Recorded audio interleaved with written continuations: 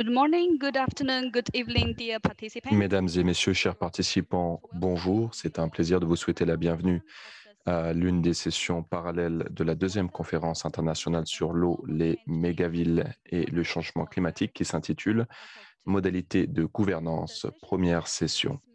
Il y aura deux sessions consacrées à ce sujet. La modératrice est Madame Anne Pelletier-Le Barbier, qui travaille au sein du Centre national pour la recherche scientifique en France. Madame Pelletier-Le Barbier, je vous donne la parole.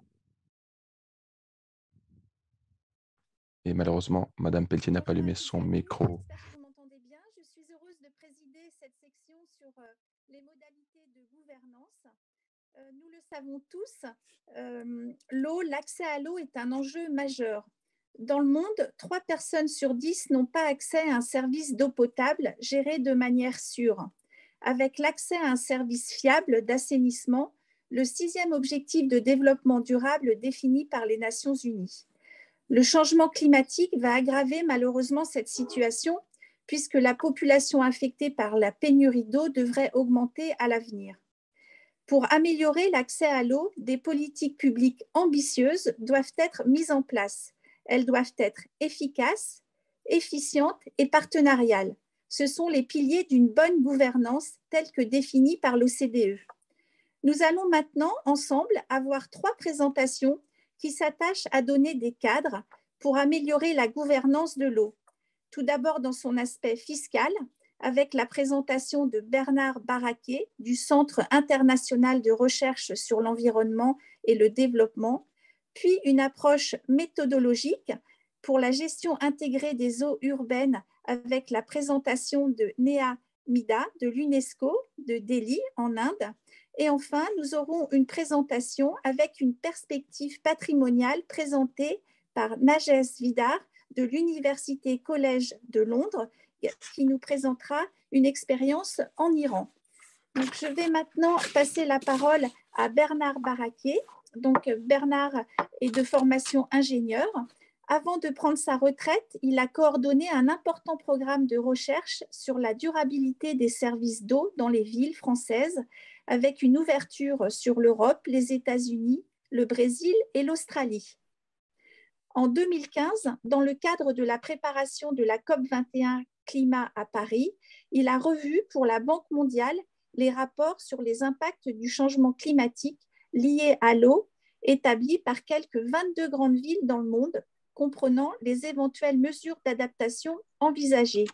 Il vient d'écrire un article qui traite, entre autres, de la manière dont divers États membres de l'Union européenne couvrent le coût total des services de l'eau à travers les tarifs, mais aussi les taxes et même les transferts. Et c'est de ce dont Bernard va nous parler maintenant. À vous, Bernard. Bonjour, merci. Merci, Madame la Présidente. Bonjour à tout le monde. Je crois que je vais parler en anglais pour rester dans la langue que utiliseront mes deux partenaires. So, please, next slide. Okay, we'll cover the theme of how to cover the full cost. Nous allons nous demander comment nous pouvons recouvrer le coût.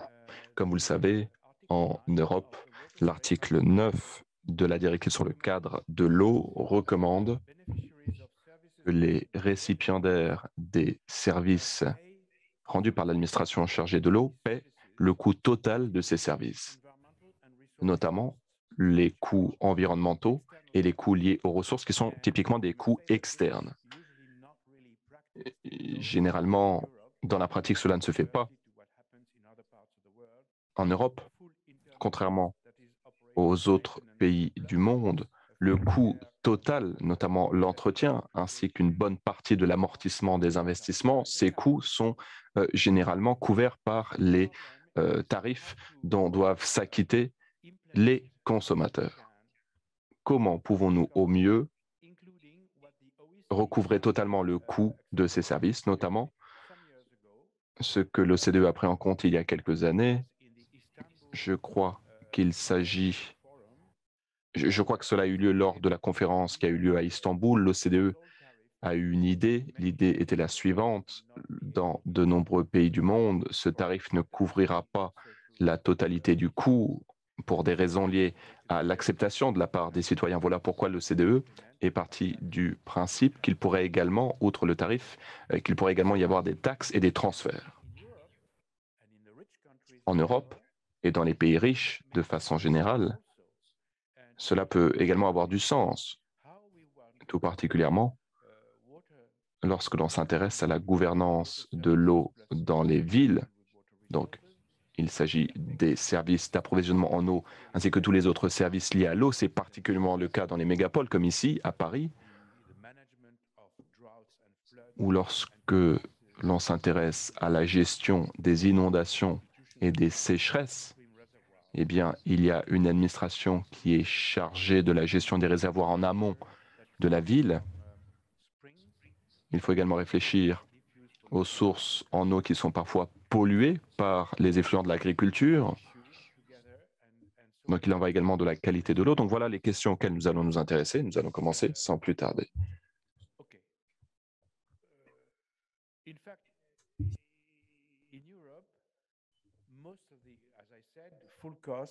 En Europe, la plupart des coûts internes sont couverts par des tarifs volumétriques. Il y a également des subventions qui sont octroyées par certains gouvernements dans certains pays. Néanmoins, le problème est que les externalités souvent ne sont pas prises en compte, et notamment le coût environnemental. Et comme je l'ai dit à l'instant, les externalités qui ne sont pas couvertes, qui ne sont pas prises en compte, qui ne sont pas calculées, signifie qu'il y a un transfert qui n'est pas un transfert volontaire entre les différentes catégories d'utilisateurs, d'usagers. Lorsque l'OCDE parle de transfert, l'OCDE parle généralement de la possibilité d'avoir des subventions ou des prêts à faible taux d'intérêt de la part des institutions financières internationales. Mais y a-t-il des transferts en Europe? La réponse est oui, comme nous allons le voir dans la prochaine diapositive. Prochaine diapositive.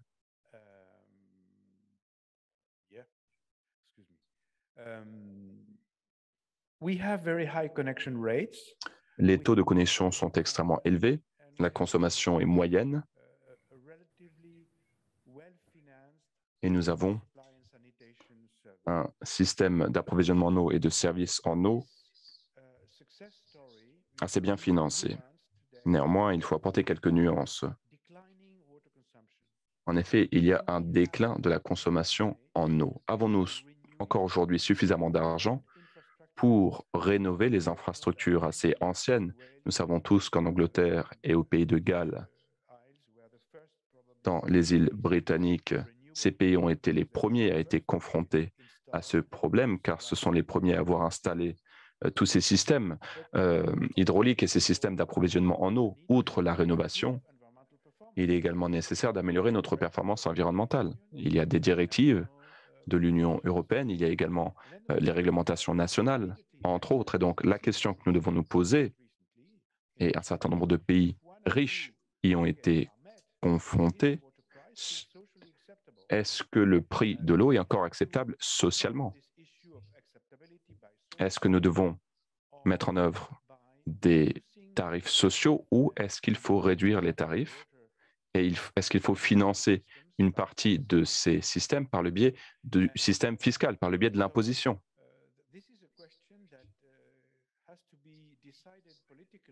C'est une question à laquelle nos décideurs politiques doivent apporter une réponse. Dans la plupart des pays européens, ces services sont la responsabilité des autorités locales.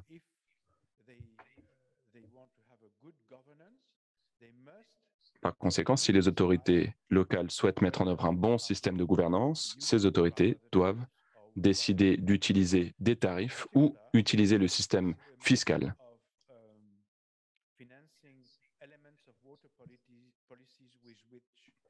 Notamment pour ce qui est du financement de certains aspects du système, notamment dans les villes, des Il y a parfois des dépenses engagées qui ne peuvent pas être financées directement par les usagers. Pourquoi est-ce que nous avons besoin d'un quatrième axe en termes de gouvernance?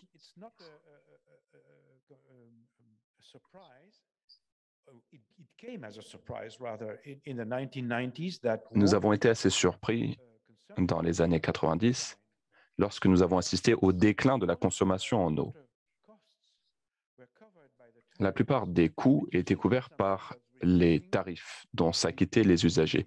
Et donc, avec la réduction, avec le déclin de la consommation, eh bien, les services chargés de l'approvisionnement en eau ont reçu moins d'argent.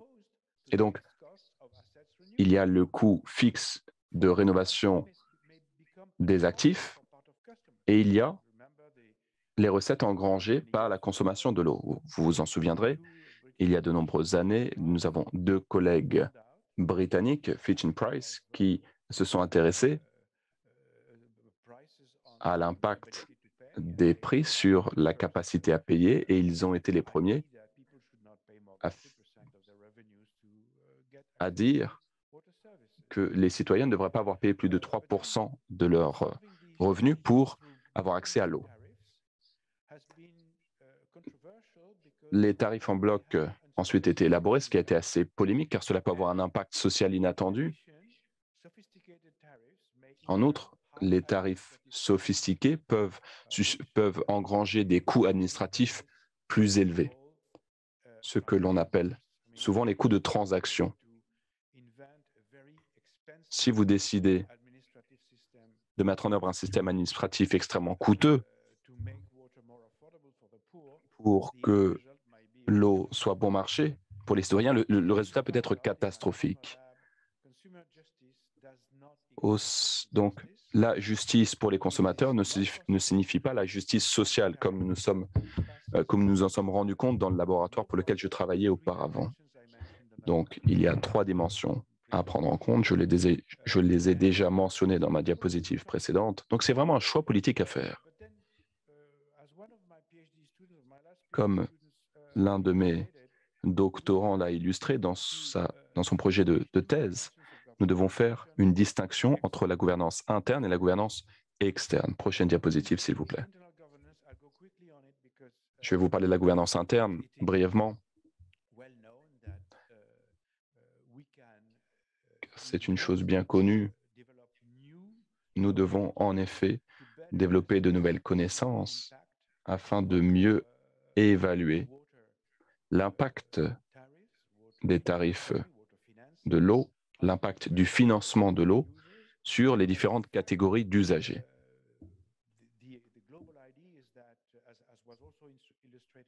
Comme cela a été illustré par Xavier Lefebvre de l'OCDE sur l'eau en milieu urbain, nous devons tisser de nouvelles relations entre les autorités, les opérateurs et les différents usagers ou consommateurs. Nous avons besoin de nouveaux modes de gouvernance en utilisant des compteurs intelligents, par exemple, pour suivre la consommation en temps réel. Je sais que dans la ville de Boston, dans la région métropolitaine de Boston, les autorités ont utilisé ces compteurs intelligents. Ils le font depuis plusieurs années. Les résultats sont probants. Je vous encourage vivement à regarder ce qu'a fait la ville de Boston. Mais à l'autre bout du spectre, eh bien, on peut également décider de mettre en œuvre des systèmes non conventionnels pour permettre aux personnes de se déconnecter en partie des services.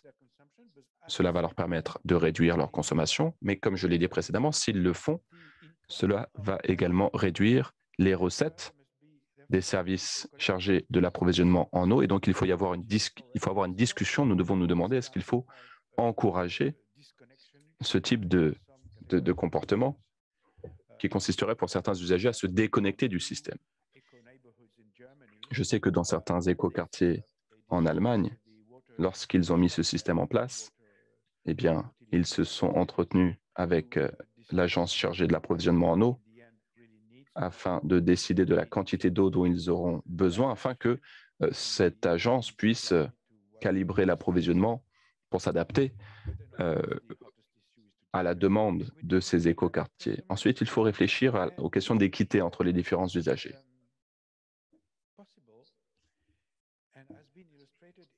Comme cela a été illustré En Angleterre notamment, lorsque l'on remplace les tarifs volumétriques par des paiements forfaitaires, eh bien cela peut avoir un impact positif pour les populations les plus démunies. Généralement, la taxe foncière, les impôts locaux ont un plus fort impact sur les ménages les plus aisés, étant donné que la consommation en eau ne varie pas énormément entre les pauvres et entre les riches. Les riches consomment plus d'eau, mais pas dans une grande mesure. Donc, si on met en place des tarifs volumétriques,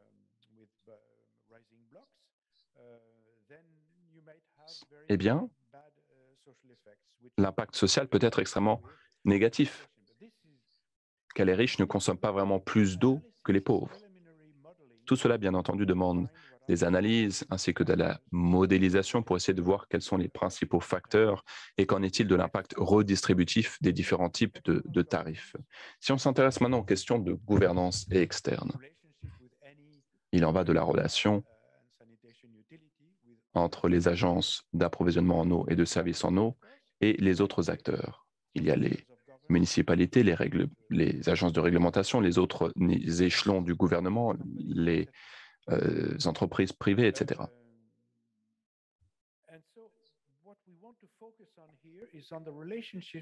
Nous souhaitons nous concentrer sur la relation entre ces services et les ressources en eau.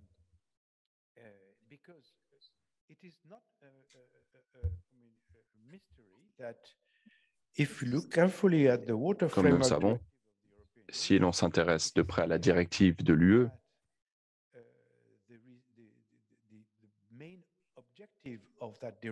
on se rend compte que les principaux objectifs de cette directive, c'est de trouver des solutions territoriales pour la bonne gestion des ressources en eau,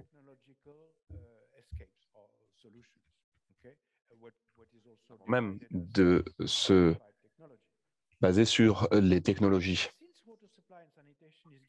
Étant donné que l'approvisionnement en eau et l'assainissement donnent énormément de valeur à l'eau, eh bien, ces services sont directement concernés par la mise en œuvre de cette directive sur le cadre de l'eau.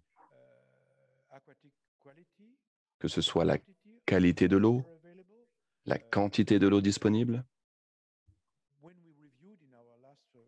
Lors de notre dernier projet de recherche, nous nous sommes penchés de près sur ce qui se passe dans les pays en développement et nous nous sommes rendus compte que la plupart des pays essaient de faire des économies d'échelle, essaient de recruter du personnel compétent au Portugal, en Australie, en France, donc dans les pays développés. En France, nous sommes en train de consolider l'échelon territorial, l'échelon local.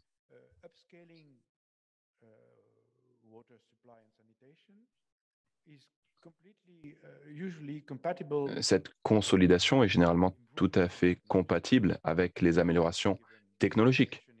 Par exemple, le dessalement ou la dessalination dans la ville de Barcelone. Il y a également cette politique qui consiste à construire des écoquartiers. Donc, il y a un lien entre la gouvernance interne et la gouvernance externe. Il est donc assez difficile, bien entendu, de faire émerger de bonnes solutions.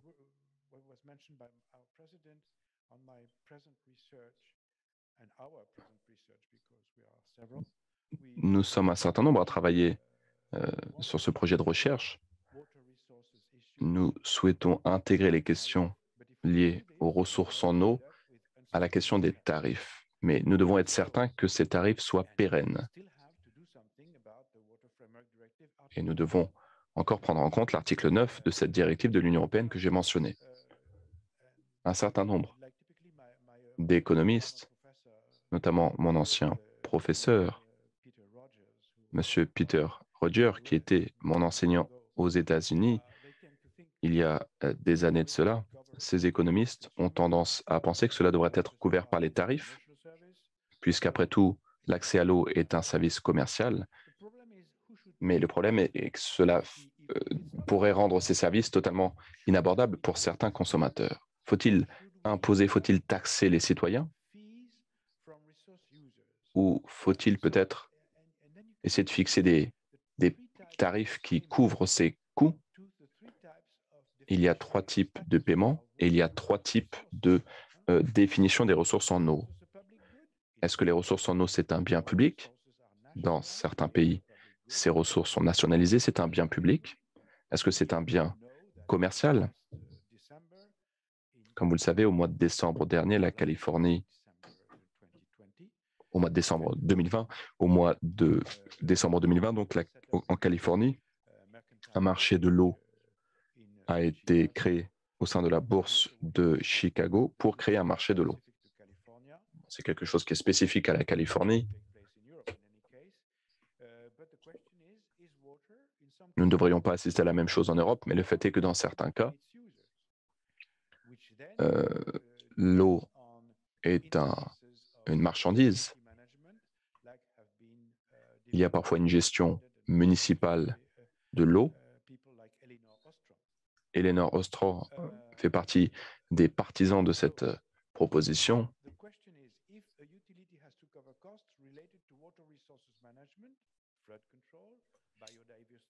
Il y a un certain nombre de questions à prendre en compte, notamment la question de la protection de la biodiversité. Peut-être que c'est incohérent pour les autorités chargées de la gestion de l'eau de transférer ces coûts sur la facture que doivent payer les consommateurs. Pour ce qui est du contrôle des inondations, les autorités dans certains pays peuvent lever un impôt foncier pour couvrir les coûts liés à la gestion au contrôle des inondations, ce qui, à vrai dire, n'est pas très efficace. Prochaine diapositive. Je vais maintenant vous présenter cette diapositive très rapidement.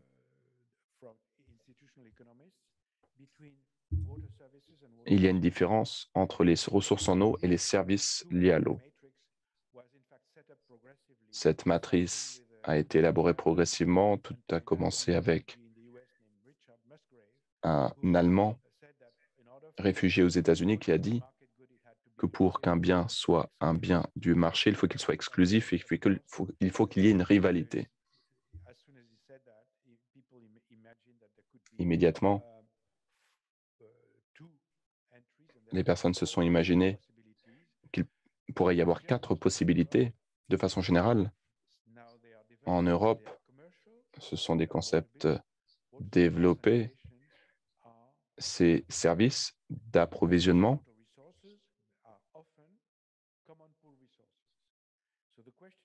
donc les ressources en eau sont des ressources mises en commun. Ces ressources mises en commun, pour qu'elles soient bien gérées, ces ressources ont besoin d'institutions afin que les usagers de l'eau puissent renoncer à leur liberté et accepter quelques contraintes, quelques règles auto-imposées qui doivent être équitables, qui sont censées être équitables. Pour ce qui est de l'assainissement et des services de l'eau, vous avez la possibilité de les utiliser. Si vous le faites, il y a des tarifs qui sont les mêmes pour tout le monde. Donc, il y a une grande différence entre les deux. Et si je me souviens bien, un certain nombre de personnes qui estimaient que l'eau était un bien commun ont tendance à confondre cette ressource avec les services. Or, ce n'est pas la même chose. Nous avons une bonne illustration de l'eau en tant que bien commun, en tant que bien mis en commun en Europe. L'exemple le plus ancien remonte au Moyen Âge. Il s'agit du Conseil de l'eau aux Pays-Bas, Waterschappen.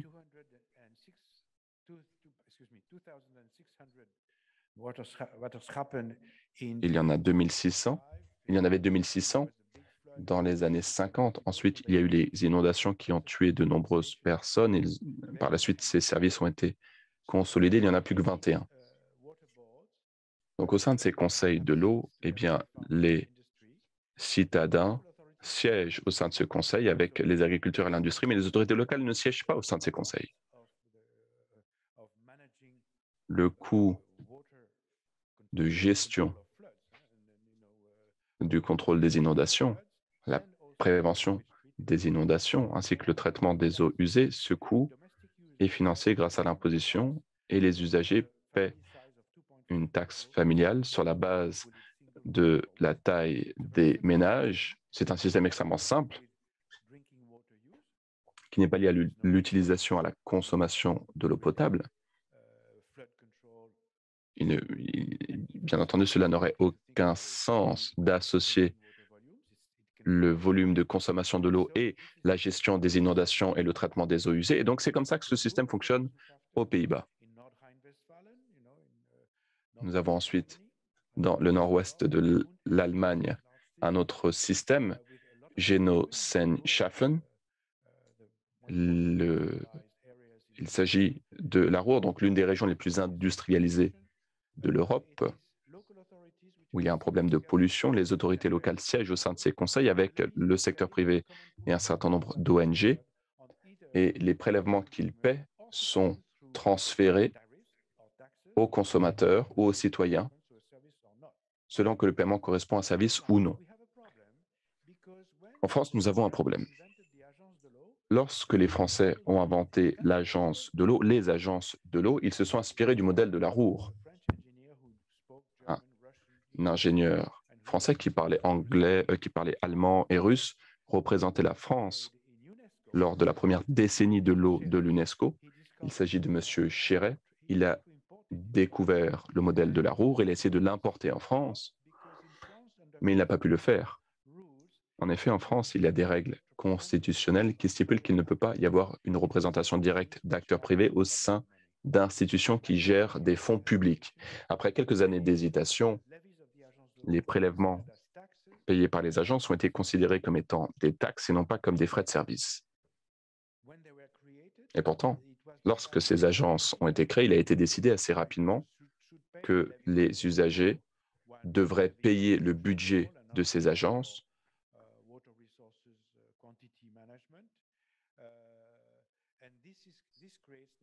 Cela a créé une certaine incohérence qui perdure jusqu'à ce jour.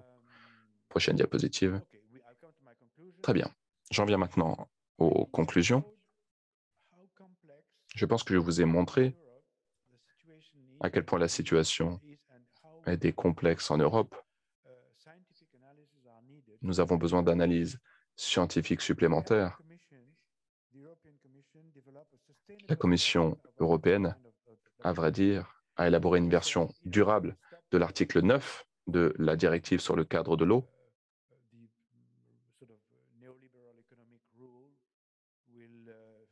L'idée est que cette règle néolibérale ne suffira pas pour couvrir la totalité du coût de ces services.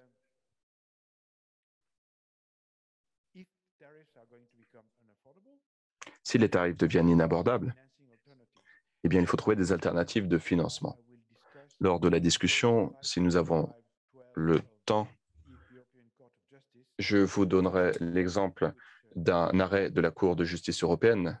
Il s'agit de l'affaire 525/12 qui a condamné la Commission. La Commission essayait de poursuivre en justice l'Allemagne qui, selon la Commission, ne mettait pas en œuvre de façon correcte l'article 9 de la directive.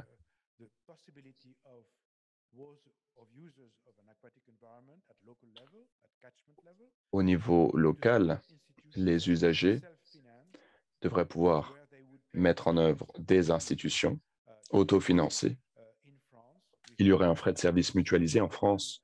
Nous avons un grave problème avec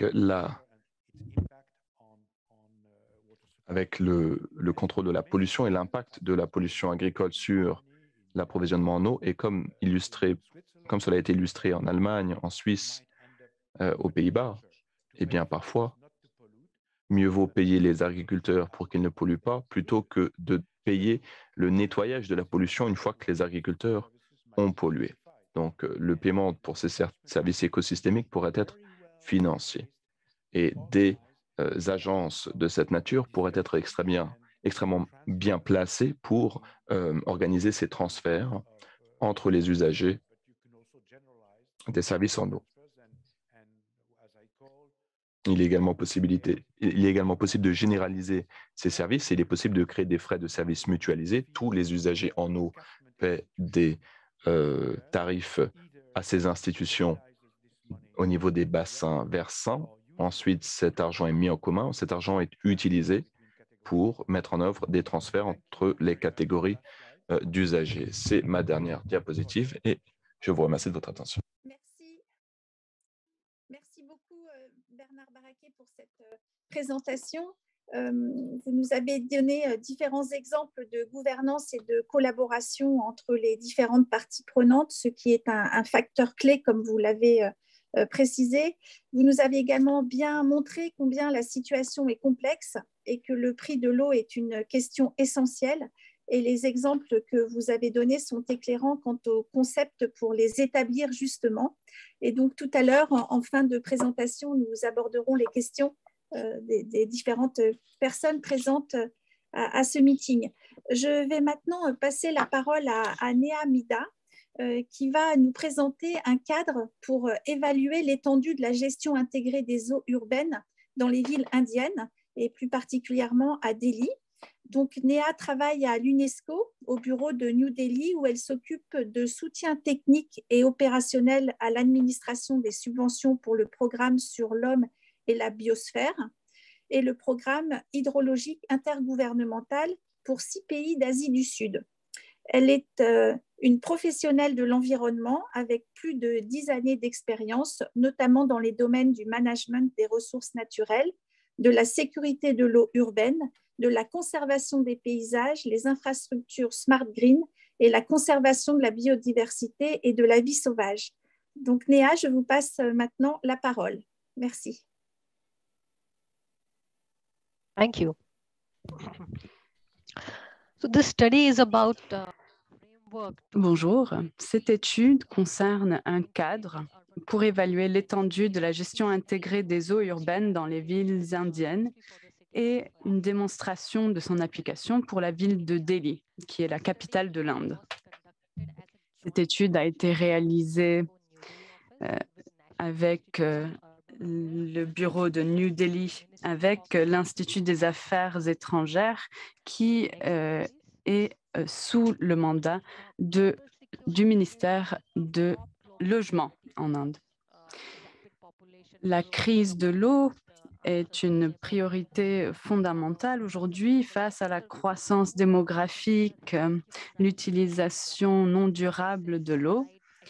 Cela a donné lieu à une crise de l'eau au niveau mondial. Nous connaissons tous ces chiffres. Plus de 2 milliards de personnes font face à un stress hydrique élevé. En ce qui concerne la pénurie d'eau, environ 4 millions de personnes font face à une pénurie de l'eau sévère au moins un mois par an. 3 personnes sur 10 n'ont pas accès à l'eau potable sûre et 4 personnes sur 10 n'ont pas accès à un assainissement bien géré. Et tout cela a été exacerbé par la crise COVID-19. Plus de 50% de la population mondiale vit dans les zones urbaines et ce chiffre devrait augmenter pour atteindre 70% d'ici 2050. Par conséquent, il n'est pas surprenant que la crise de l'eau est plus prononcée dans les villes. Et l'un des exemples les plus importants dans ce domaine, c'est la ville du Cap en Afrique du Sud. En 2018, la ville a fait face à une pénurie d'eau sévère. Il faut comprendre le cycle de l'eau afin de répondre à la question de la sécurité de l'eau dans toutes les villes du monde. Afin de répondre à ces nouveaux enjeux, qui sont des enjeux mondiaux,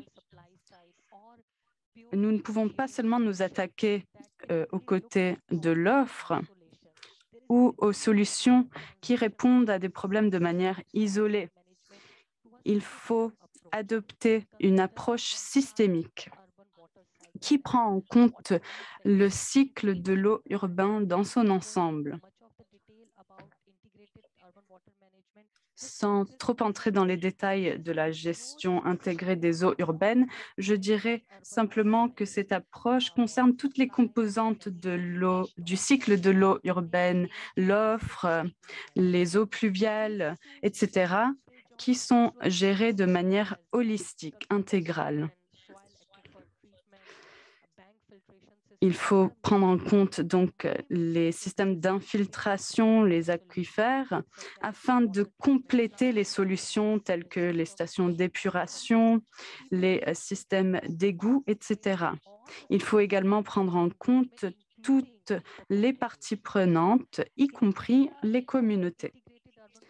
En Inde, la gestion intégrée des eaux urbaines est une philosophie contemporaine qui a été proposée pour gérer ce secteur depuis 2015. Néanmoins, cette approche ne suscite pas autant d'engouement que dans d'autres parties du monde pour plusieurs raisons. D'abord, les connaissances concernant cette approche et son rôle en Inde sont plutôt élevées, mais il est difficile toujours de traduire cette connaissance en pratique. Et c'est pour cela que nous avons souhaité réaliser cette étude.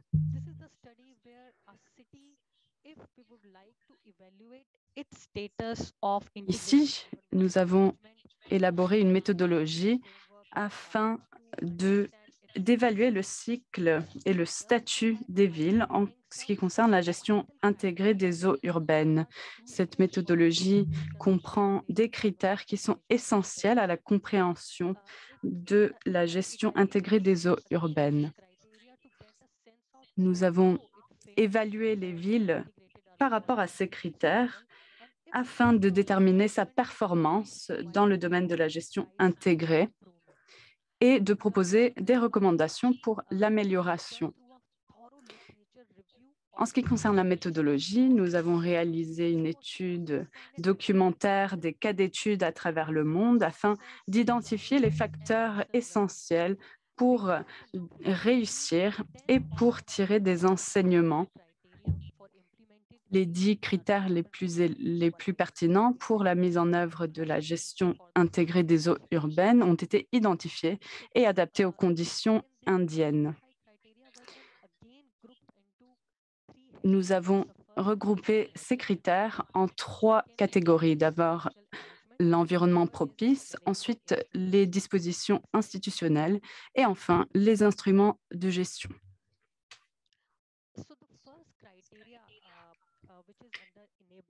Le premier critère relève de l'environnement propice. Il s'agit donc des politiques et des stratégies liées à l'eau. Cela comprend des politiques et des stratégies relatives à l'eau tournées vers l'avenir. Donc, comment déterminer les politiques et les stratégies qui sont en place? Est-ce que ces approches encouragent une méthode systémique afin de favoriser la mise en œuvre de la gestion intégrée? Le deuxième critère, c'est l'équation entre le pouvoir central, l'État et la ville.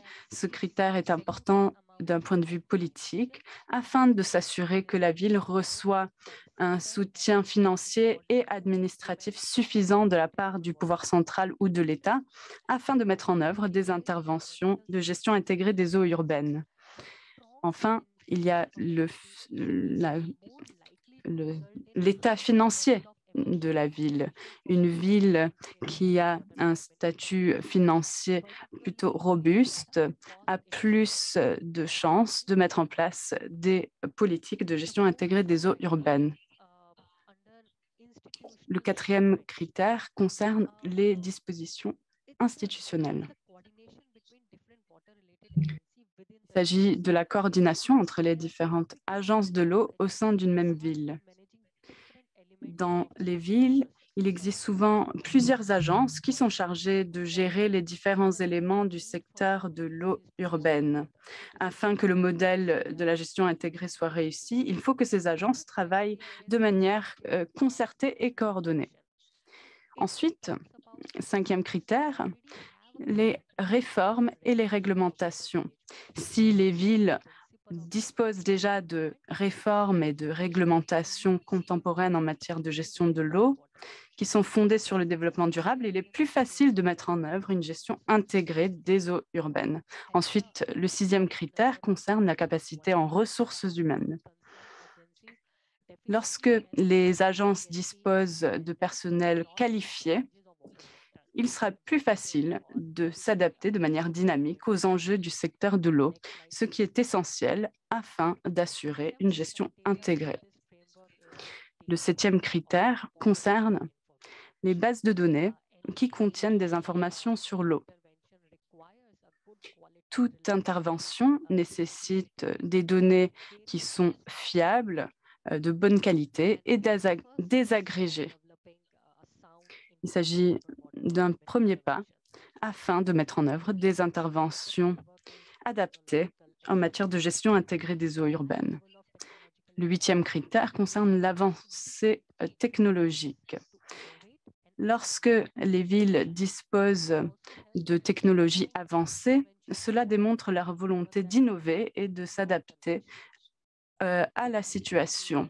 Cela permet également de mettre en place plus facilement des interventions. Le 9e critère concerne l'engagement citoyen. Souvent, les interventions en matière de gestion intégrée des eaux échouent lorsqu'il n'y a pas assez de soutien public. Il faut donc évaluer la participation et l'engagement des citoyens. Le 10e critère concerne la recherche et l'innovation. Le secteur de l'eau urbaine fait face à des menaces croissantes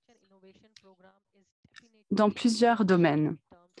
Il faut donc un programme de recherche et d'innovation adapté afin d'évaluer ces menaces et de mettre en place des mécanismes de réponse adéquats. Donc ici, on évalue les recherches et l'innovation menées à bien par les villes afin de mettre en place des mécanismes pour répondre à ces menaces.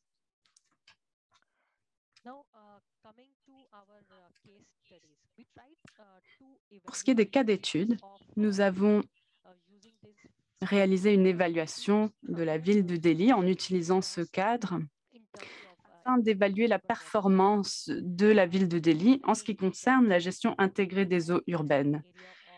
New Delhi est la capitale de l'Inde avec une population d'environ 20 millions et une surface de 1500 km². C'est une des villes les plus denses du monde avec un taux d'urbanisation important. Si les tendances actuelles se poursuivent, la ville de Delhi devrait devenir la ville la plus peuplée du monde. Il existe 4 sources d'eau pour la ville de Delhi et la demande actuelle est de 1140 millions de gallons d'eau par jour. Et il manque donc 200 millions de gallons d'eau par jour pour la ville de Delhi. On enregistre une couverture de près de 88% pour la ville de Delhi, avec un réseau de canalisation d'environ 14 000 kilomètres. Il y a une utilisation de l'eau qui est plutôt faible.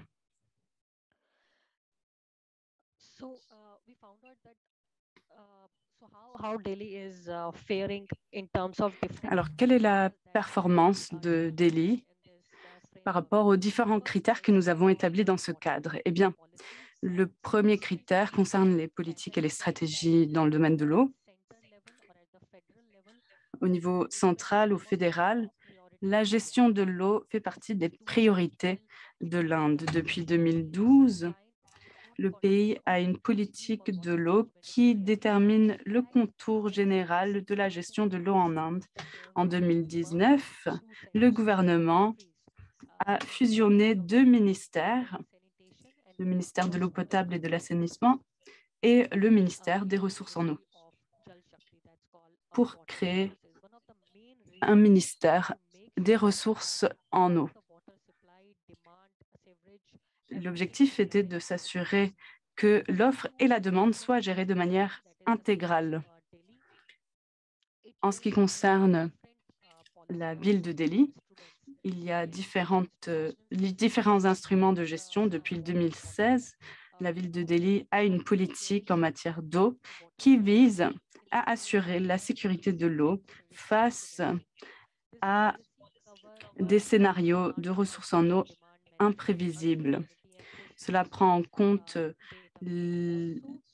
l'évaluation des risques, entre autres. La ville de Delhi souligne l'importance de la gestion intégrée des eaux dans son plan pour 2021.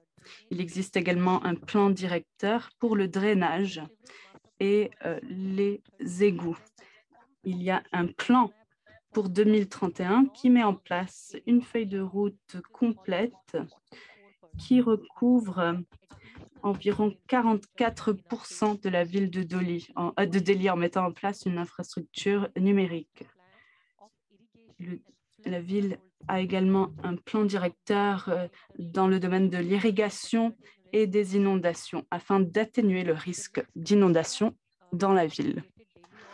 Le prochain critère était donc l'équation entre le pouvoir central, l'État et la ville.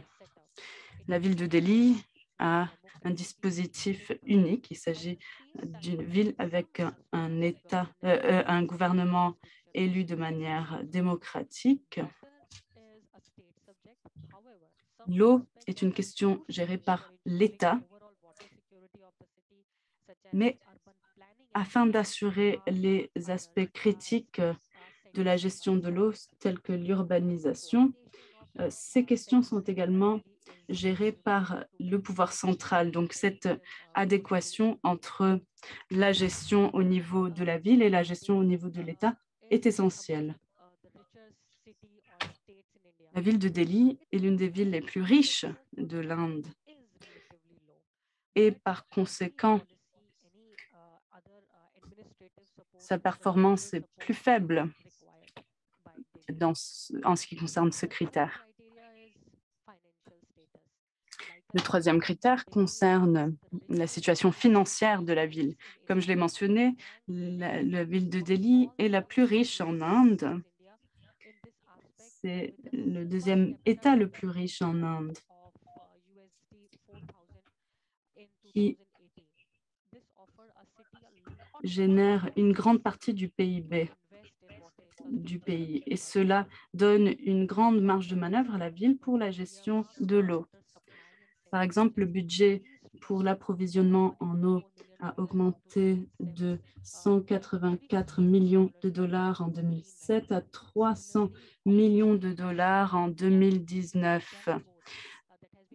Le revenu opérationnel de Delhi augmente également depuis ces dernières années, même si cela ne représente pas une pleine récupération des coûts pour l'instant. La collecte des impôts, ou en tout cas des recettes, est prometteuse. La ville est donc bien équipée pour investir dans l'infrastructure afin de faciliter la gestion intégrée des eaux dans la ville. Le prochain critère concerne la coordination entre les différentes agences de l'eau. Comme je l'ai mentionné, la ville est gérée par 15 différentes agences. Le secteur de l'approvisionnement est géré par le Conseil. Cependant, 11 agences gèrent les eaux pluviales à Delhi. C'est assez singulier en Inde. C'est la seule ville à procéder de cette manière.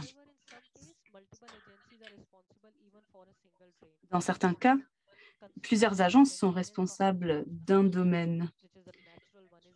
Par exemple, la construction de mécanismes qui sont sous la responsabilité du département de l'irrigation et d'autres départements également. Il y a donc des enjeux en ce qui concerne la coopération, ce qui est assez normal, étant donné que plusieurs agences opèrent dans le même secteur. Ces agences ne peuvent pas agir de manière isolée. Étant donné ce grand nombre d'agences, Il est donc assez difficile de mettre en place la gestion intégrée des eaux urbaines à Delhi. Le prochain critère concerne les réformes et les réglementations. La ville dispose de plusieurs réformes et réglementations qui sont proposées dans la plupart des domaines qui concernent le secteur de l'eau. La politique de l'eau de 2015 compte des réformes ambitieuses pour ce secteur, notamment d'assurer l'accès à l'eau pour tous les résidents, l'augmentation de la réutilisation de l'eau à 80% d'ici 2026 et de réduire le gaspillage de 5% à 5% en 2019. Nous souhaitons également revenir au niveau qui était enregistré en 1995 d'ici 2020. Et cette stratégie a été réussie. Cependant, aujourd'hui, les habitants peuvent opérer leur propre puits pour un coût de 22 € par mois. Donc, on peut en conclure que les réformes à Delhi qui soutiennent la gestion intégrée des eaux ne sont pas tout à fait uniformes. Je suis désolée de vous interrompre, il vous reste 3 minutes. Très bien.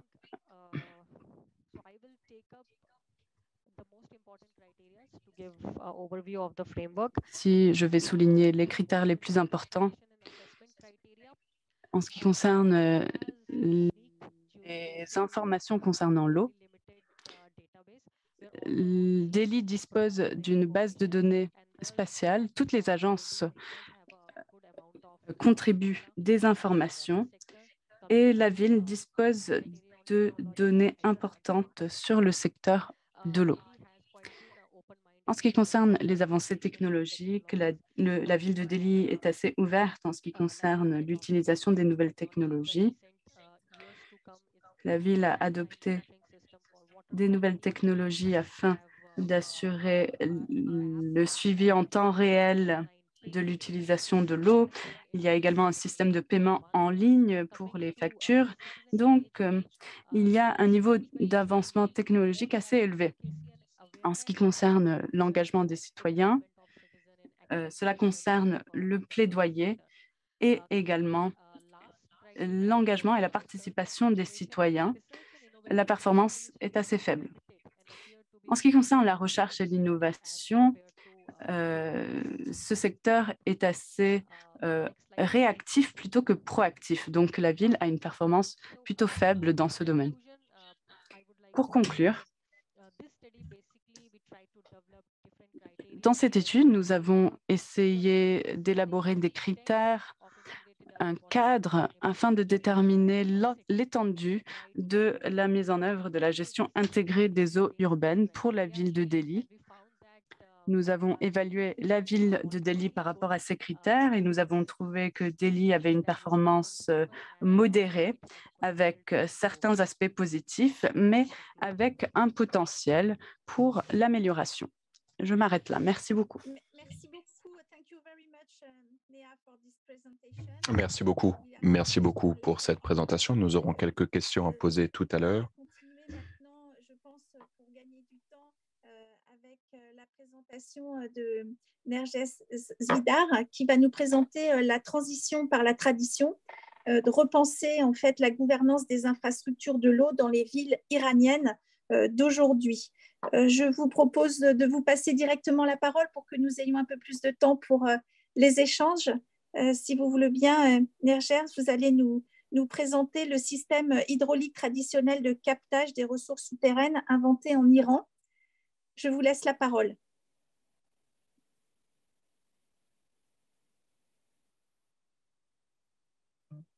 Thank you so very much. Hi everyone. Merci beaucoup. Bonjour à tous. Dans le cadre de cette session, je vais vous présenter mon travail de recherche qui s'intitule La transition par la tradition, dont l'objectif est de repenser la gouvernance de l'infrastructure hydraulique dans les villes iraniennes aujourd'hui. Tout d'abord, je vais me présenter très brièvement les Qanat, une infrastructure hydraulique urbaine iranienne. Ensuite, je vais vous parler de la problématique, des objectifs, de la méthode. Et ce qui est au cœur de cette analyse, c'est la transformation du paysage urbain et des modalités de gouvernance de l'eau dans la capitale, à Téhéran. Ensuite, je vous parlerai des résultats et des conclusions de cette recherche. Les Qanat perses ont été inscrits sur la liste du patrimoine mondial de l'UNESCO. Ces infrastructures hydrauliques sont uniques. Elles ont été élaborées pour préserver et utiliser les eaux souterraines dans les régions semi-arides et arides. Ce système repose sur l'ingénierie, mais également sur un système de gestion municipale. Les Qanat étaient des systèmes socio-techniques. Leur gestion reposait sur un partenariat au sein de la communauté. Ces Qanat ont été rendus possibles grâce à la collaboration entre différents acteurs, la société civile, les membres de la communauté. Ces Qanat ont joué un rôle très important dans l'émergence des villes, des peuplements humains. Ces Qanat ont également donné un certain ordre à la façon dont les villes et les villages se sont formés et ont été répartis dans certaines régions. À titre d'exemple, la quantité d'eau fournie pouvait déterminer le rythme de la croissance démographique. L'Iran est donc le berceau de cette infrastructure et l'Iran a quelques 50 000 chaînes de Qanat. Il y en a quelques 200 rien que sous la ville de Téhéran. Au total, le réseau de Qanat de la ville de Téhéran a une longueur de quelques 2000 km. Dans le cadre de ce projet de recherche, nous nous sommes intéressés aux principales problématiques liées aux Qanat dans les villes aujourd'hui. En raison des pressions liées au développement au cours de ces 200 dernières années et avec l'émergence de structures hydrauliques modernes telles que les canalisations d'eau, ce système ancien a décliné. L'accès au robinet, à une eau purifiée depuis le robinet, a provoqué une transformation. Les Qanat, désormais, constituent des structures historiques abandonnées. Au cours de ces dernières décennies, néanmoins, les Qanat ont été au cœur de l'attention des experts pour un certain nombre de raisons, non pas seulement leur valeur patrimoniale. En raison du changement climatique qui affecte la planète tout entière, un certain nombre de pays dans les régions arides du monde, notamment l'Iran, beaucoup de pays donc vont être confrontés à des inondations, à des sécheresses à long terme, à une pénurie d'eau. Les systèmes modernes devraient échouer à un moment donné à répondre à la demande croissante en eau. Un certain nombre de Qanat aujourd'hui continuent de drainer de l'eau souterraine. Ils ne reçoivent aucun entretien et ce depuis des décennies.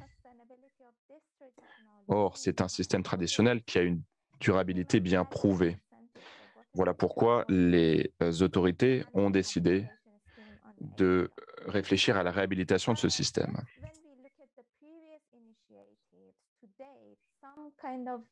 À ce jour, un certain nombre d'initiatives ont été prises. L'accent a été mis sur la restauration physique et technique des Qanat.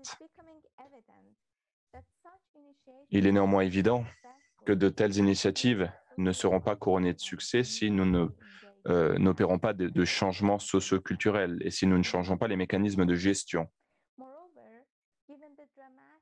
De plus, étant donné les changements sociaux et spatiaux auxquels on assiste dans les grandes villes aujourd'hui, il est nécessaire de repenser le rôle et le statut des Qanat.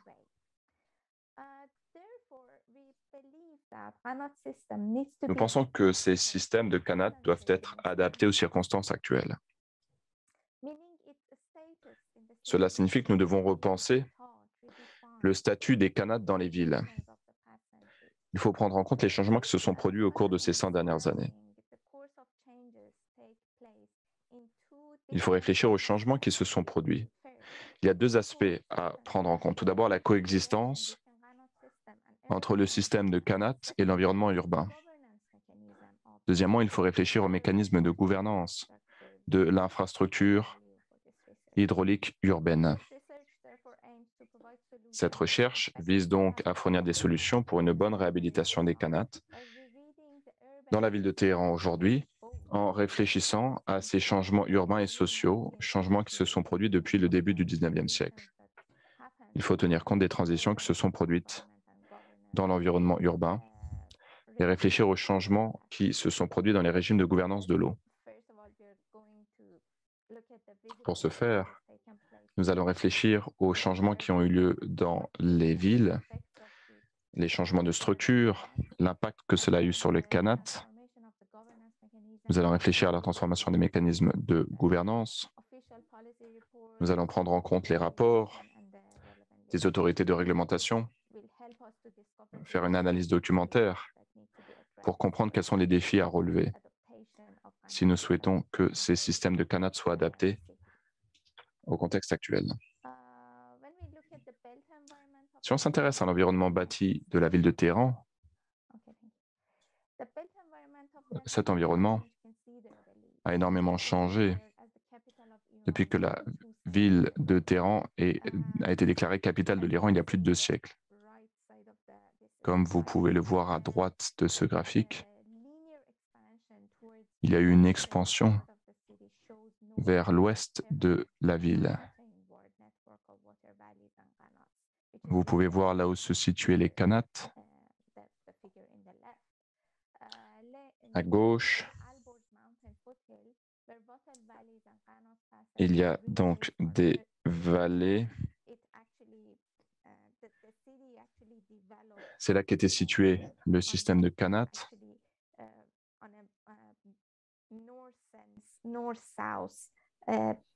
Il y a donc un axe nord-sud et c'est sur cet axe que la ville s'est développée. Autre transformation essentielle qui s'est produite dans la ville de Téhéran, le remplacement du système de rues organiques avec un réseau moderne de routes, d'autoroutes, un système de routes souterraines également pour faciliter la circulation des citoyens et des marchandises et pour accroître la mobilité. Par le passé, la topologie des rues à Téhéran répondait à 2 éléments. Le réseau de rues et le réseau des Kanats étaient complémentaires pour permettre l'accès à l'eau, l'accès aux fossés des Kanats. Néanmoins, aujourd'hui, ces deux infrastructures, les réseaux de Kanat et le système de transport de l'eau, ces 2 systèmes sont une menace l'un pour l'autre, ce qui n'était pas le cas par le passé. Prochaine diapositive.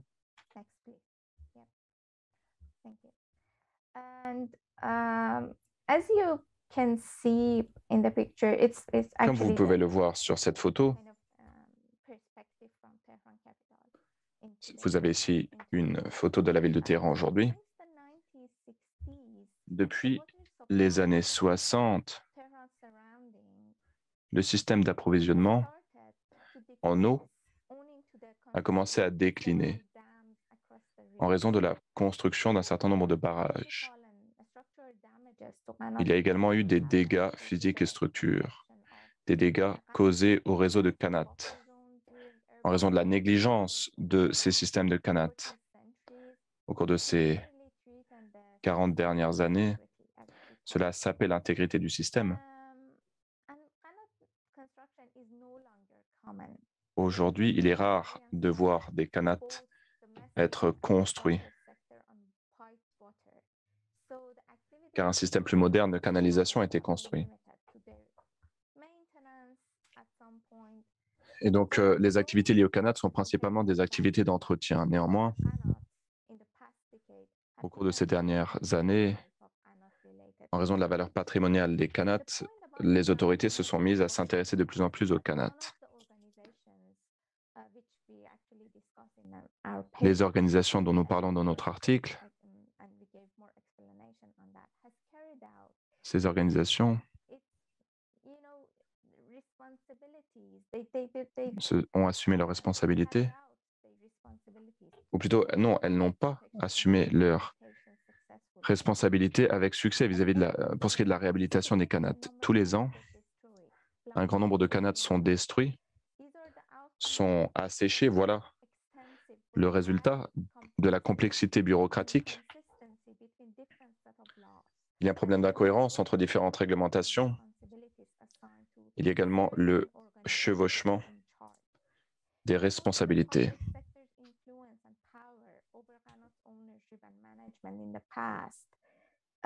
Le secteur public a eu une influence considérable sur les canats et sur leur gestion. Mais il y a également la société civile qui s'implique, ainsi que le secteur privé. Par le passé, cette société civile et le secteur privé s'impliquaient, mais le rôle de ces deux acteurs a beaucoup diminué. Dans l'ensemble, on peut voir qu'il y a un intérêt croissant pour les canats, un intérêt de la part des institutions académiques notamment qui s'intéressent beaucoup à ce système hydraulique traditionnel. Prochaine diapositive. Comme vous pouvez le voir sur cette diapositive,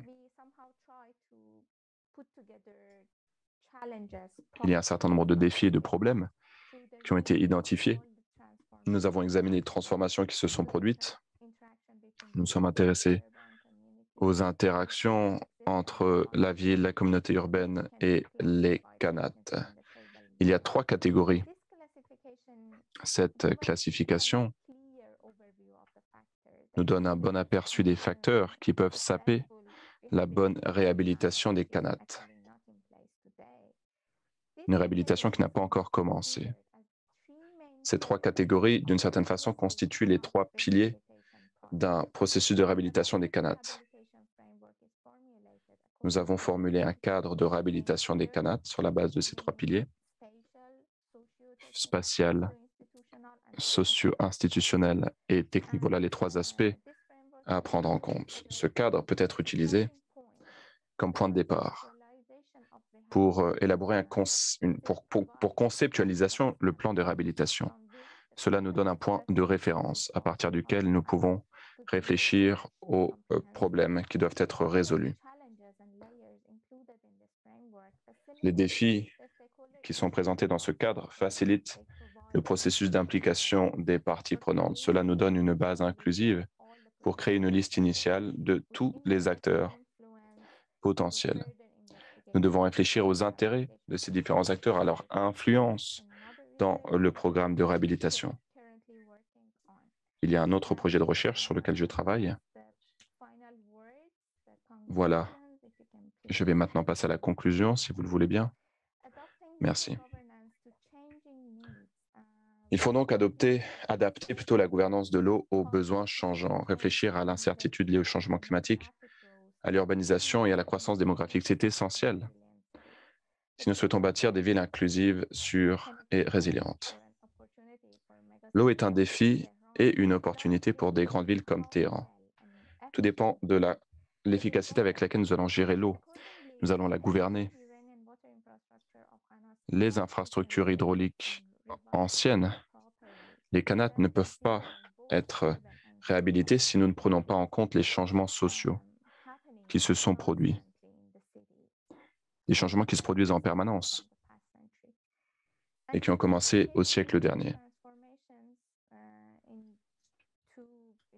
Cette enquête qui se penche sur la transformation des structures spatiales et du régime de gestion urbain, cette enquête montre qu'aujourd'hui, il y a un problème entre la ville et les canats. Il y a un problème dans la relation entre ces 2 acteurs. Nous avons donc besoin d'une réhabilitation physique, mais pas seulement. La ville est de plus en plus complexe, il y a de plus en plus de couches en raison des transitions qui se sont produites. Il est nécessaire d'adapter les canats aux circonstances actuelles, prendre en compte la vie urbaine aujourd'hui. Cela ne signifie pas néanmoins qu'il faut négliger totalement la construction et la gestion des canats. Au contraire, il faut s'inspirer du passé. Nous devons bâtir sur ce socle pour opérer cette transition.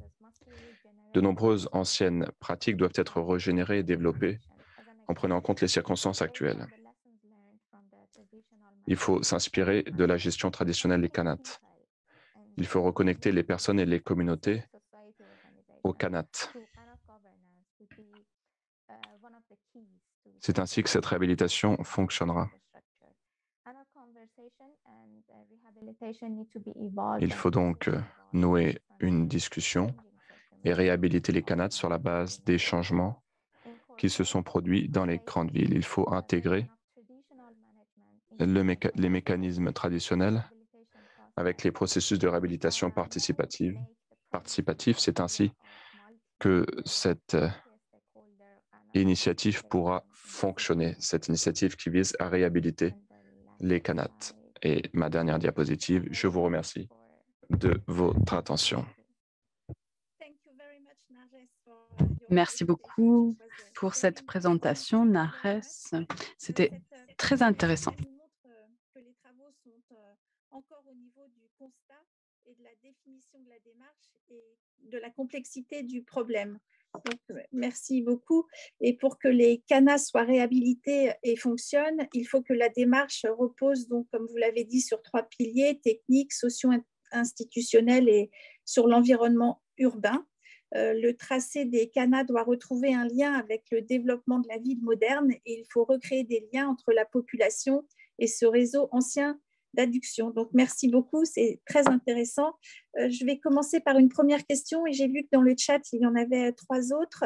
Je voulais juste savoir si vous aviez étudié les conséquences du changement climatique sur les canats et est-ce qu'elles vont conserver un intérêt dans le futur?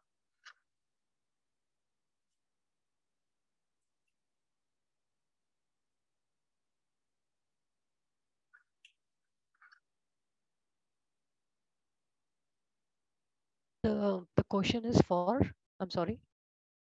La question était pour qui, pardon? En fait, Narges, juste, I would like to know if you did climate change consequences. Est-ce que les conséquences du changement climatique ont été étudiées afin de comprendre la pertinence du canat pour l'avenir? Merci beaucoup pour cette question. Si je comprends bien, vous me demandez si les conditions du changement climatique ont été prises en compte dans cette transformation des canats. Alors oui, le changement climatique a des incidences en plus du changement climatique, en plus des canats. Par exemple, si on change l'infrastructure des villes, cela pourrait réduire la présence d'espaces verts et pourrait entraîner un drainage des eaux dans la ville. En ce qui concerne l'impact climatique, lorsque la ville fait face à des inondations qui sont causées par le changement climatique, cela rejoint la question de la réhabilitation des canats. Par exemple, par le passé, lorsque la ville était inondée, les canats aidaient avec les vallées de l'eau à drainer cette eau. Mais aujourd'hui,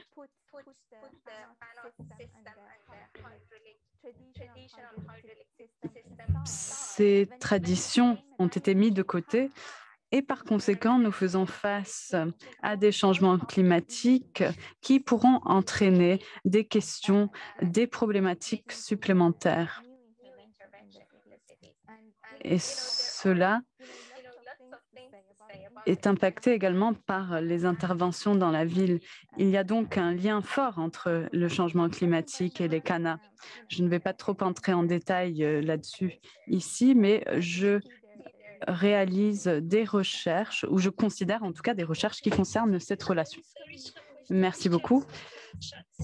Je vois qu'il y a plusieurs questions dans le chat pour Néa. Linda, je vais lire la question. Donc, Tout d'abord, merci pour cette présentation. Les critères sont plus axés sur le niveau de la gouvernance. Avez-vous envisagé des critères au niveau des pratiques, notamment l'amélioration de la biodiversité et de la qualité de l'eau? Oui, merci beaucoup pour cette question. Effectivement, nous avons envisagé d'autres aspects, notamment le changement climatique, la biodiversité, la qualité de l'eau, le traitement de l'eau. Mais nous avons essayé d'adopter des critères plus larges. Donc, tous ces sous-niveaux ont été envisagés. Donc, par exemple, en ce qui concerne les avancées technologiques dans l'évaluation de la qualité de l'eau, s'il existe une étude de la biodiversité. Donc, tous ces aspects ont été pris en compte, mais nous avons souhaité mettre en place un cadre plus large et par conséquent, ces critères ne mentionnent pas explicitement ces aspects. Très bien, merci beaucoup. Vous avez une autre question qui vous est adressée. Est-ce qu'il existe une sensibilisation de la population concernant le gaspillage de l'eau, à l'instar de l'Afrique du Sud? Oui, en Inde et à Delhi, il existe de nombreuses campagnes de sensibilisation, notamment auprès des étudiants dans les collèges concernant l'utilisation de l'eau. Il existe une mission menée par un centre qui vise à sensibiliser les écoles, les communautés locales, en s'appuyant sur des campagnes, des webinaires en ligne, de façon régulière, afin de s'assurer que les citoyens soient informés, et plus particulièrement dans le contexte de la COVID-19, l'eau est une question fondamentale. Et il faut donc sensibiliser à la question de la qualité et du gaspillage. Nous avons trouvé dans notre étude que, en ce qui concerne l'engagement des citoyens en Inde et en Delhi, il s'agit plus de plaidoyer plutôt que de faire participer les citoyens dans la prise de décision. Merci beaucoup. Il y a une autre question qui vous est adressée. Quelles sont les autres conséquences de cette évaluation? Des actions sont-elles prévues afin d'accroître la coopération entre les agences de l'eau ou la participation citoyenne? Est-ce que vous estimez que la mise en œuvre de cette évaluation ou de ce type d'évaluation pourrait être utile dans les autres villes? Oui, merci beaucoup. Effectivement, l'idée principale était de mettre en place ce cadre qui pourrait être utilisé par toutes les villes afin de déterminer quels seraient les aspects à améliorer. Ce cadre permet aux villes de comprendre les domaines dans lesquels elles pourraient faire des améliorations et d'apprendre des autres villes également. En ce qui concerne la coordination entre les différentes agences, eh bien, les politiques qui sont gérées au niveau de l'État se sont améliorées ces 4 dernières années. En 2019, 2 ministères en Inde ont été fusionnés afin de s'assurer que la gestion soit faite à un niveau de gouvernance plus intégré. Au niveau de l'État, il y a une meilleure coordination également entre les agences. La ville de Delhi n'avait pas une politique propre jusqu'en 2015 et le plan directeur a été mis en place en 2016 qui détermine clairement la structure de chacune des agences et comment le plan de travail des agences les plans de travail des agences peuvent s'articuler. Et enfin, le cadre peut être utilisé par d'autres mégapoles à travers le monde afin d'évaluer leur performance. Mais bien sûr, il faut adapter ce cadre à leur contexte respectif. Très bien. Merci beaucoup pour cette réponse très claire. Il reste une question pour Bernard Berraquet.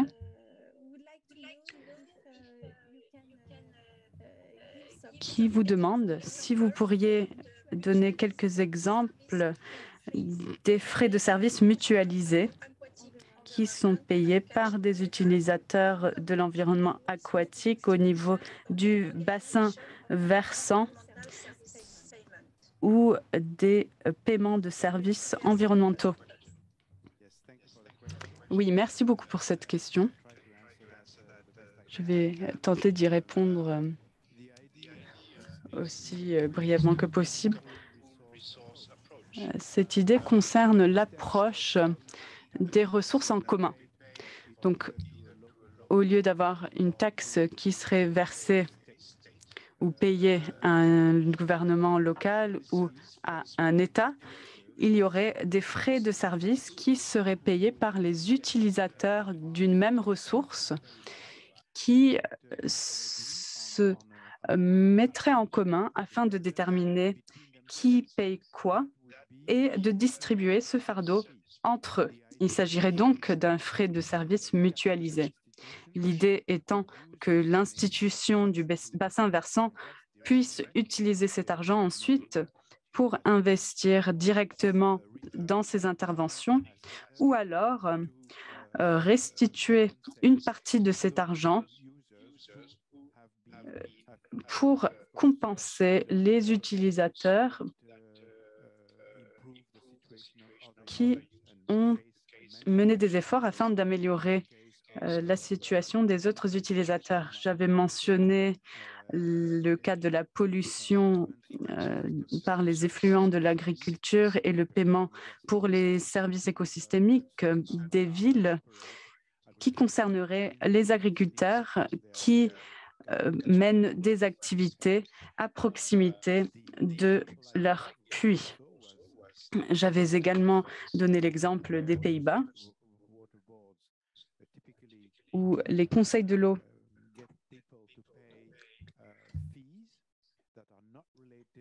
élèvent des frais qui ne sont pas directement liés à l'utilisation de l'eau, mais qui servent plutôt à couvrir le coût des opérations. Les 21 conseils qui existent actuellement aux Pays-Bas ont un budget de 2,8 milliards d'euros. Il vous reste une minute. Donc, ils ont un budget de 2,8 milliards d'euros. Une partie va au contrôle des inondations et une autre partie va au contrôle des égouts. Et dans le cas des conseils de l'eau en Allemagne, les Genossenschaften, il y a le même modèle. Les personnes paient des frais en fonction de ce qu'ils ont convenu entre les agriculteurs, les institutions chargées de l'eau et les ONG qui participent aux discussions. Merci pour cette réponse rapide et précise. Il est temps pour nous de conclure. Merci à toutes et à tous pour votre participation ce matin. Donc cet après-midi, il y aura d'autres exemples d'approches de gouvernance, également d'autres échanges très riches. En tous les cas, je tiens à remercier très sincèrement nos trois intervenants ce matin pour la qualité de leur présentation et merci à tous ceux qui ont pu participer à cette section. Je vais donc rendre le mot de la fin dans les temps. Thank you very much, Ms. Pelletier, la Barbier. Merci beaucoup, Madame Pelletier, le Barbier, et à tous les panélistes pour ces présentations intéressantes. Je remercie tous les participants de leur attention et de leur intérêt. Restez en ligne. Il y aura 3 sessions parallèles qui commenceront à 14 h, les modalités de gouvernance, les solutions technologiques, techniques et...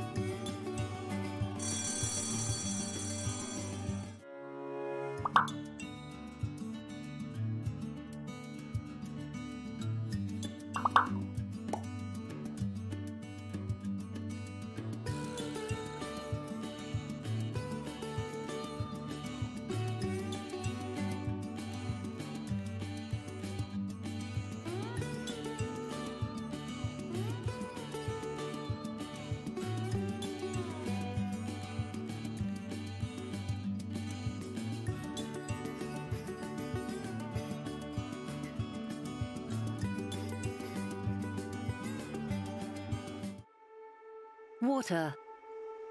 It's vital to human life, our economy, and ecosystem.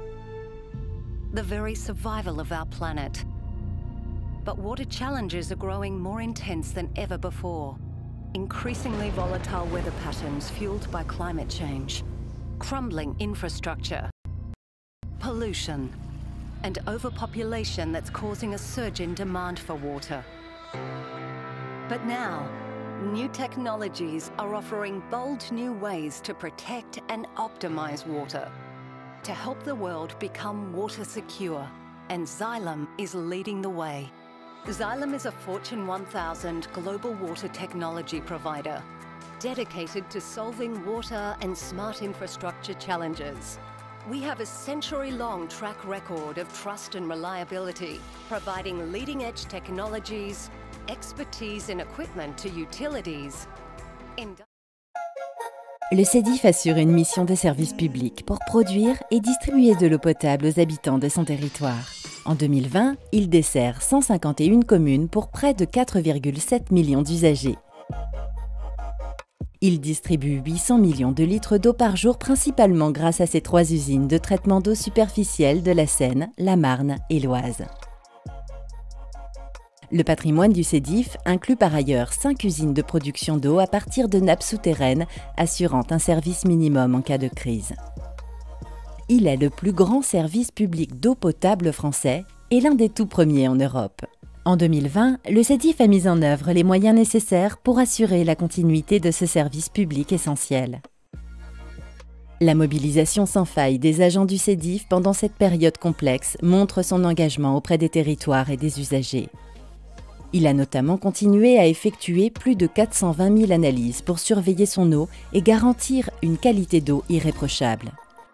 Dès mars 2020, tous les usagers du CEDIF étaient rassurés sur la qualité de l'eau délivrée. Un service essentiel qui l'est encore davantage lorsque les populations sont confinées et au moment où se laver les mains régulièrement est l'un des gestes barrières les plus importants comme rempart contre la transmission de la maladie.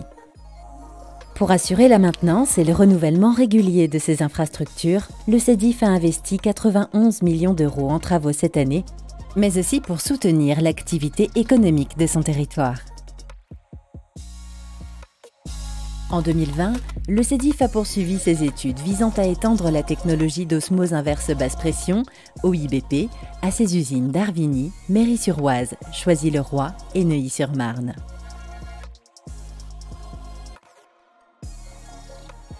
Le projet, vers une eau pure sans calcaire et sans chlore, a pour objectif de délivrer une eau toujours plus pure, très douce, agréable à boire, sans perturbateurs endocriniens et sans résidus plastiques. Le CEDIF poursuit son action pour maintenir sa neutralité carbone et s'inscrire dans les objectifs du plan climat-eau-énergie en réutilisant la chaleur produite par ses installations et en compensant ses émissions résiduelles de gaz à effet de serre. Ces innovations permettent au CEDIF de toujours délivrer une eau d'excellente qualité au bénéfice de tous, à un prix maîtrisé, en baisse de 10 centimes au 1er janvier 2000.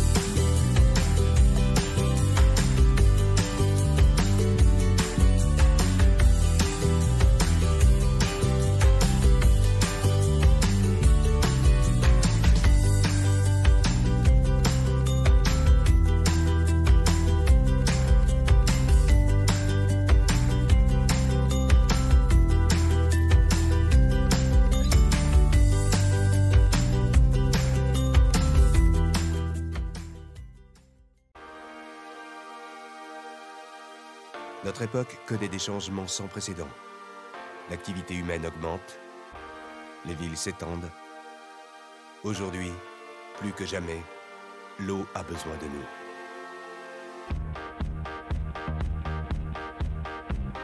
Le traitement de l'eau, c'est notre responsabilité.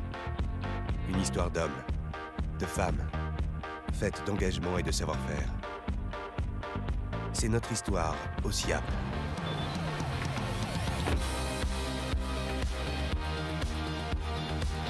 Nous collectons, transportons et dépolluons les eaux usées de 9 millions de franciliens.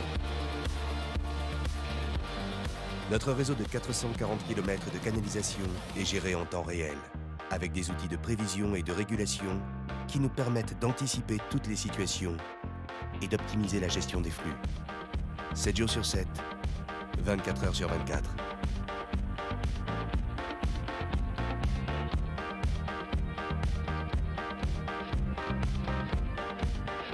Chaque jour, dans nos usines, nous traitons 2,5 millions de mètres cubes d'eau usée. Grâce à un savoir-faire et des équipements uniques en Europe.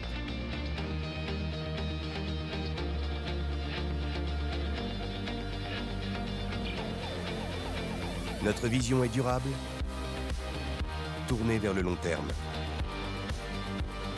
Nous nous engageons à développer notre activité industrielle de manière responsable. Nous investissons régulièrement dans la modernisation de nos usines et dans le développement de solutions innovantes et protectrices de l'environnement. Chacun de nous, dans son métier, se sent porteur du service public et de l'intérêt général, au service de notre mission, la préservation du milieu naturel et de la biodiversité. Au SIAP, nous sommes fiers d'être une entreprise publique forte de 40 ans d'expérience au service de l'agglomération parisienne. Et nous sommes plus de 1700 agents à partager cet engagement et cette passion. Pour aujourd'hui et pour demain.